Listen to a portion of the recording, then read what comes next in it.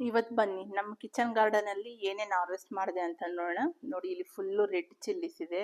ಇಲ್ಲಿ ನಾನು ಇವತ್ತು ಹಾರ್ವೆಸ್ಟ್ ಮಾಡಿದ್ರೆ 1 ರಿಂದ 2 kg ಅಷ್ಟು ರೆಡ್ ಚಿಲ್ಲಿ ಸಿಕ್ತು. ಇದು ತುಂಬಾ ಸ್ಪೈಸಿ ಇರುತ್ತೆ. ಇದನ್ನ ಒಣಗಿಸ್ಬಿಟ್ಟು ಶೇಂಗಾ ಚಟ್ನಿ ಇದಕ್ಕೆಲ್ಲ ಯೂಸ್ ಮಾಡಿದ್ರೆ ತುಂಬಾ ಚೆನ್ನಾಗಿರುತ್ತೆ. ನೋಡಿ ಇಲ್ಲಿ ಸೋರೆಕಾಯಿ ಗಿಡ, ಎಷ್ಟು ದೊಡ್ಡ ಸೋರೆಕಾಯಿ. ಇದೊಂದು ವೆರೈಟಿ ಹೈಬ್ರಿಡ್.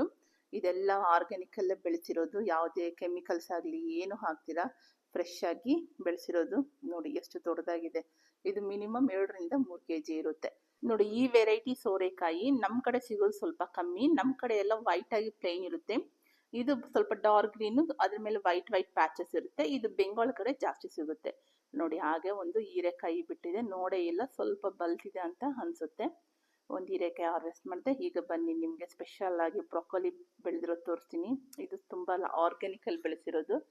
ಆಕ್ಚುಲಿ ಕಾಲಿಫ್ಲವರು, ಈ ಬ್ರಾಕೊಲಿಗೆಲ್ಲ ತುಂಬಾ ಹುಳ ಬೀಳುತ್ತೆ, ಹಂಗಾಗಿ ತುಂಬಾ ಕೇರ್ಫುಲ್ ಆಗಿ ಬೆಳೆಸಬೇಕಾಗುತ್ತೆ.